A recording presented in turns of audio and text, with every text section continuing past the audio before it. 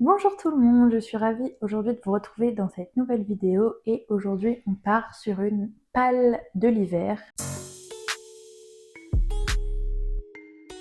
Je vois tout le monde faire ce genre de vidéo, présenter leur palle de l'automne, de l'hiver, et l'hiver c'est le 21 décembre, je crois. Ça reste à vérifier, en général c'est dans ces eaux-là. Donc j'ai regardé tous les livres dans ma bibliothèque et je me suis dit lesquels j'aimerais lire en cette période hivernale. Il y en a qui n'ont aucun rapport avec l'hiver, c'est juste des livres que j'ai envie de lire. Et d'autres qui sont vraiment des moods de lecture, quoi. C'est des livres qui se lisent plutôt, je trouve, en hiver. Bon, il y en a que ça dérange pas de lire des romances de Noël en juillet. Je ne fais pas partie de ces personnes-là, personnellement. Quand c'est surtout à thème comme ça, j'aime bien les lire à la bonne période, quoi. Bref, commençons sans plus attendre. Il n'y a aucun ordre, il n'y a aucun sens. Je les prends dans l'ordre dans lequel les livres viennent. Le premier livre, c'est Unhappy New Year de elles sont 5, Dahlia Blake, Delinda Dane, Lily Blabla, Magali Ingimbert, Morgane Moncomble. Et voilà, c'est une romance de Nouvel An. Je crois que c'est 5 nouvelles sur 5 sœurs. Donc c'est 5 histoires d'amour sur 5 sœurs. Bon, il est sorti il y a 2 ans, je crois, et il m'avait un peu refroidi à un moment parce que j'ai peur qu'il n'y ait pas assez de temps par personne pour s'y attacher, surtout que j'ai des fois du mal avec le format nouvelle. Mais bon, on va essayer, on verra bien. Depuis le décès de leur mère adorée, chacune des sœurs Scott est retournée à son train-train quotidien. Convoquées à Wilmington par leur père pour passer le 31 décembre en famille, elles s'attendaient à tout, sauf à une soirée faite de révélations, d'amour et de chaos. Bref, voilà, il y a un petit résumé sur chaque sœur. Why not? Je sais pas, honnêtement, j'avoue qu'il me donne pas très envie, mais ce serait vraiment la période pour le lire parce que je sais que sinon, si je le lis pas là, je vais devoir attendre l'année prochaine. En plus, ça c'est un livre de Nouvel An. Alors j'ai vraiment du 1er décembre dans ma tête, je parle. Du 1er décembre jusqu'au 31 décembre pour le lire, sinon je sais que je pourrais pas lire, ça me stresse trop. Alors le deuxième livre, c'est un livre que j'ai dans ma palle parce que ma meilleure amie me l'a donné. Je n'ai aucune idée de quoi ça parle, c'est juste que je trouve que ça fait un peu vibe hiver, même un peu vibe Halloween, donc peut-être plus automne en vrai, mais bon, les couleurs font un peu hiver. Il s'agit de La Maison des Morts de Sarah Pinsborough. Voilà, je vais lire le résumé en même temps que vous, ça va être, c'est interactif comme ça. C'est une maison sur une île déserte où des jeunes attendent de savoir s'ils vont mourir. Arrachés à leur famille à la suite d'un diagnostic, ils vivent dans la crainte du moindre symptôme, car alors on les emmènera en pleine nuit au sanatorium d'où personne ne revient. Au dortoir 4, Toby et ses copains trompent l'angoisse comme ils peuvent, repliés sur leurs souvenirs d'avant la condamnation à mort. Jusqu'au jour où l'arrivée d'une nouvelle patiente va tout changer et redonner brusquement à Toby une raison de profiter de chaque jour et même d'espérer. Car on va tous mourir un jour, ce qui compte c'est comment on choisit de vivre. Ça a l'air chialant. Le prochain livre, c'est un livre que j'avais déjà bien entamé. J'étais à plus de la moitié, sauf que, je sais pas, j'étais pas dans le mood. C'était il y a plus d'un an quand même. Et je me suis dit, ce serait bien de terminer, parce que même ça fait tellement longtemps que je me souviens pas bien, alors je pense que je vais devoir recommencer du début. Et ce livre, c'est le tome 3 des Twisted de Anna Yang, ouais, bien sûr, pas du tout. Anna Wang. C'est le tome Twisted 8. Comme vous pouvez voir, je viens de remarquer en même temps que vous. Les dorures, elles se barrent. J'avais tellement fait attention pour les autres. Je suis deg. Bref. Et du coup, dans celui-là, on suit Jules, en français, qui est la meilleure amie de Ava avec le frère de Ava.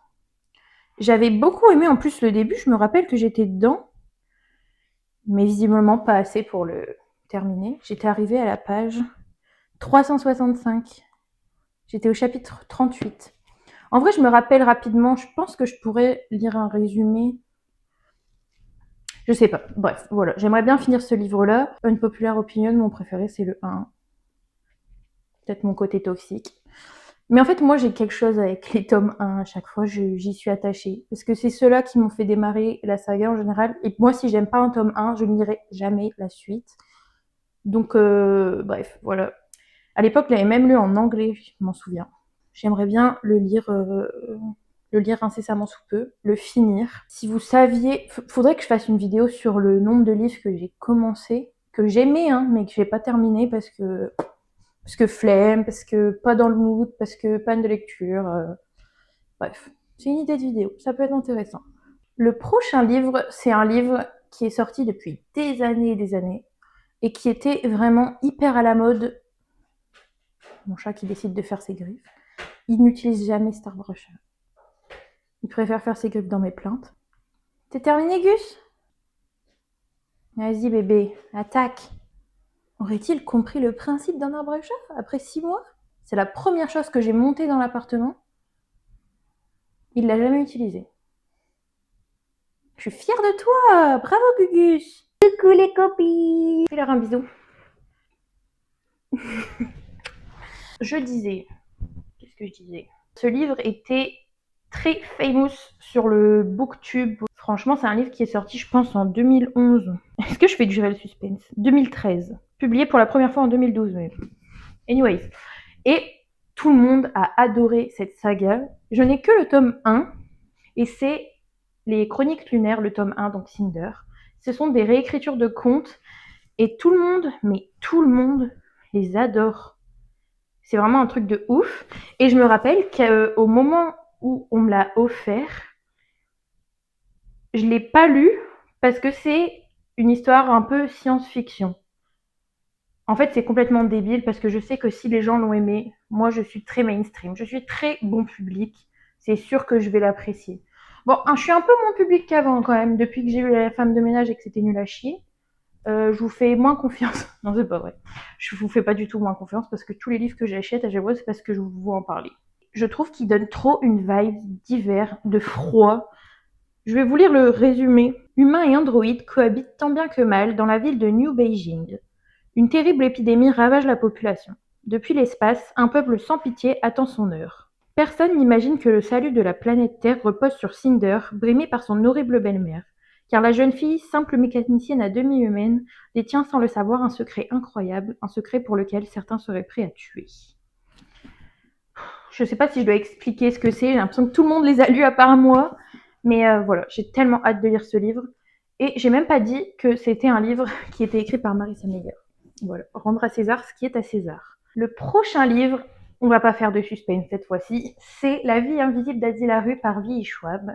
Celui-là, je l'ai depuis un gros moment dans ma palle, dans ma bibliothèque, sauf que j'ai été découragée parce que ma sœur l'a lu et elle m'a dit que c'était bien, mais que c'était un peu bof et que c'était un peu long, un peu contemplatif. Et à ce moment-là, j'étais en mode s'il se passe rien, ça va me saouler. Sauf que en ce moment, je revois un peu ma lecture, je vois que les choses que j'aime, elles sont différentes de ce qui était il y a 3-4 ans.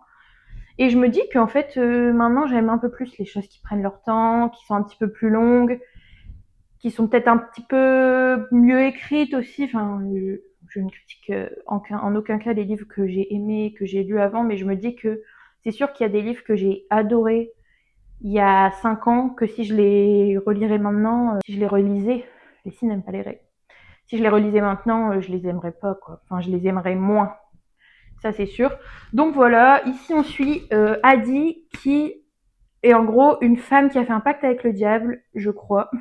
En tout cas, elle a fait un pacte et elle est immortelle, sauf que personne ne se souvient d'elle. C'est-à-dire qu'elle va au restaurant, elle dit bonjour, une table pour deux, il va l'installer, le mec revient, s'il la quitte du regard, pam, il se souvient plus d'elle. Sauf que là, elle rencontre quelqu'un qui arrive à se souvenir d'elle. Et du coup, ça me donne trop envie de le découvrir. Et je suis contente, limite, de pas l'avoir lu avant et de le découvrir maintenant, parce que je suis sûre que je vais beaucoup plus l'apprécier maintenant que si je l'avais lu avant. Logique. Le prochain livre, aucun rapport avec le fait que ce soit l'hiver, Noël, le froid et tout ça. C'est juste un livre que j'ai vraiment envie de lire. Et c'est Mile High, le premier tome des Windy City de Lee Stamford, ici publié chez Chatterley. En fait, j'ai trop regardé les américaines. Sur le BookTok américain, ils n'arrêtent pas de parler. En fait, lui, ils disent que le tome 1, il est un peu bof. Il est bien, mais il est bof. Ils disent que le tome 2 et le tome 4, il est incroyable. En fait, globalement, les autres tomes. Et comme j'ai visiblement envie de devoir dépenser de l'argent, et ben j'ai envie d'acheter la suite. Enfin, j'ai envie de lire la suite. Elle, c'est une hôtesse de l'air. Et lui, c'est un joueur de hockey. Et comment ils se rencontrent? Bah, je sais pas. Je sais pas et j'ai pas envie de me spoiler, donc je vais pas vous lire le résumé, les filles. Ensuite, on arrive à mon envie de polar, de thriller. J'arrête pas de regarder des vidéos. Non, mais en fait, je passe mon temps à regarder des vidéos de livres en ce moment. J'ai une fever. Et en fait, j'arrête pas de regarder des vidéos de gens qui parlent de thriller. Et je me dis à chaque fois que tu lis un thriller, t'adores ça, mais t'en relis pas. Pour ça, j'ai choisi 2 livres. Je sais pas si je vais lire les 2, mais c'est 2 que j'ai dans ma bibliothèque qui me donnent envie. Premièrement, on a Franck Tillier, Train d'enfer pour Ange Rouge. C'est le premier tome de la série de Charcot. J'ai lu le tome 0, donc 1991, le tome 0 sur la première enquête de Charcot, que j'ai aimé. C'était cool, je l'avais lu en livre audio, je me rappelle, je l'écoutais la nuit, c'était horrible. Et c'est l'auteur préféré de ma mère. Ma mère, elle adore les polars en général, en série, en livre, et c'est l'auteur préféré de ma mère. En plus de ça, c'est un mec du Nord, je crois. Moi, je suis du Nord. Donc voilà, j'ai même pas lu le résumé. On va le lire ensemble. Un cadavre en morceaux artistiquement répartis est retrouvé aux environs de Paris. La victime a été décapitée et son corps martyrisé a fait l'objet d'une mise en scène défiant l'imagination. Le commissaire Franck Charcot est dépêché sur les lieux. Les ténèbres, il connaît, sa femme a disparu depuis 6 mois. Aucun signe de vie, aucune demande de rançon, et cette nouvelle affaire, en réveillant le flic qui dormait en lui, va l'emmener au cœur de la nuit, loin, beaucoup trop loin. Voilà. Le deuxième thriller que j'ai, c'est La fille du train de Paula Hawkins. Pareil, il avait grave fait le buzz à un moment. Tout le monde aimait ce livre, tout le monde le recommandait. Et du coup, en bonne chèvre, je l'avais acheté. Je vais vous lire le résumé, pareil. Entre la banlieue où elle habite et Londres, Rachel prend le train 2 fois par jour, à 8h04 le matin et à 17h56 le soir. Et chaque jour, elle observe, lors d'un arrêt, une jolie maison au contrebas de la voie ferrée. Cette maison, elle la connaît par cœur, elle a même donné un nom à ses occupants, Jason et Jess, un couple qu'elle imagine parfait, heureux, comme Rachel et son mari ont pu l'être par le passé, avant qu'il ne la trompe, avant qu'il ne la quitte. Jusqu'à ce matin où Rachel voit Jess dans son jardin avec un autre homme que Jason. La jeune femme aurait-elle une liaison? Bouleversée de voir ainsi son couple modèle risquer de se désintégrer comme le sien, Rachel décide d'en savoir plus. Quelques jours plus tard, elle découvre avec stupeur la photo d'un visage désormais familier à la une des journaux. Jess a mystérieusement disparu.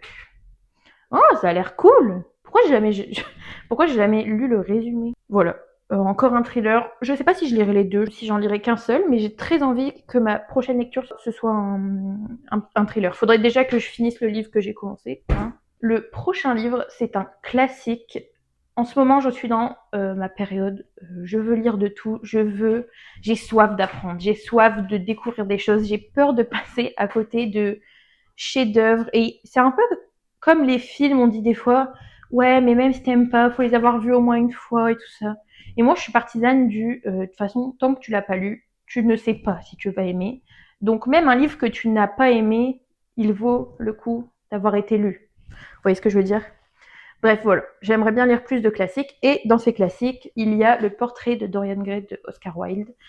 Ici, on suit un homme qui est très beau, qui fait faire son portrait par un peintre. Et le peintre lui dit, je marche avec mes souvenirs. Le peintre lui dit quelque chose comme je ne peux pas afficher ce tableau. J'y ai mis trop de moi-même. Apparemment, le tableau il est vraiment hyper réaliste. Il est vraiment trop canon et tout. Et du coup, le mec il lui donne à Dorian Gray. Et lui, Dorian Gray fait un pacte avec le diable, il me semble, pour que ce soit le tableau qui vieillisse à la place de lui pour rester jeune et beau toute sa vie. Et je pense qu'on suit du coup Dorian Gray après, enfin pendant et après, genre pourquoi c'était pas une si bonne idée. Bref, voilà, un classique. J'ai tellement envie de le découvrir. Pareil, tout le monde l'aime trop ce livre. Il est pas très long, hein. 300 pages. Bon, quand même. Attendez, j'ai pas envie de lire la dernière page. Chaque fois que je fais ça, je me spoil. Le prochain livre, c'est encore un classique, et c'est Frankenstein de Mary Shelley. Je vous l'ai présenté dans la vidéo d'avant, me semble-t-il, mais le film est sorti il y a pas longtemps, et ça m'a rappelé que en fait c'est un classique, et surtout je l'ai vu en librairie et je le trouvais trop beau. Donc je me suis dit que j'allais le lire. Et il me semble ici qu'on est sur Victor Frankenstein, qui est un docteur, un savant, qui crée un monstre, et il assume pas parce que le monstre fait trop peur. Et du coup, on suit ça. Et je crois qu'il y a une histoire d'amour d'ailleurs. Bref, voilà. Et en plus, c'est une meuf qui a écrit ça. Et on soutient les filles. Je suis trop contente parce qu'il n'y a pas beaucoup de filles qui ont écrit des classiques au final. Pas beaucoup. Il y en a quand même qu'on a retenu, surtout que maintenant on remet un peu au goût du jour tout ça. Mais voilà. Celui-là, j'ai vraiment trop envie de le lire. Et le dernier livre, pareil, c'est un livre que j'avais commencé et que j'avais pas terminé. Et pourtant, j'avais beaucoup... Alors, le tome 1 faisait partie de mes coups de cœur, je l'avais adoré. Et ça, c'est un tome 2, du coup, que j'avais aimé. Je suis arrivée à la page 256. Bon, il est gros, hein. C'est un page... Ouais, il fait 700 pages. Et le problème, c'est qu'il y a un petit moment qui est long au début du tome 2, moi, je trouve. Les genre 250 premières pages. Et je pense que ça m'avait un peu stoppé à ce moment-là. Et je me suis dit, c'est pas grave, tu le mets de côté, tu vas recommencer après. C'est le tome 2 de Russian Mafia, Italian Mafia de Emma Bardio, publié chez Ito. Voilà, j'ai envie de le finir, j'ai envie de le continuer parce que j'avais vraiment tellement aimé le tome 1. Donc c'est l'occasion, là, j'avais carrément relu le tome 1 pour lire le tome 2 parce que quand j'avais lu le tome 1, le tome 2 n'était même pas encore sorti. Voilà, j'ai tellement envie de savoir la fin, j'espère que c'est pas une sad end d'ailleurs. J'aime pas trop les livres qui finissent mal. Ça c'est mon côté à romantiser tout. C'est le dernier. Et ben voilà, on est sur le dernier livre. Vous pouvez voir que j'ai du travail, surtout que ça fait 3 mois que je n'ai pas lu un seul livre. En ce moment, je lis La promesse de l'aube de Romain Gary, que j'aime bien, franchement, c'est cool. Mais ça faisait très longtemps que j'avais pas lu de livre. Mon bilan lecture de novembre va être très court parce qu'il y a 2 livres du coup. Si j'arrive à terminer La promesse de l'aube avant la fin.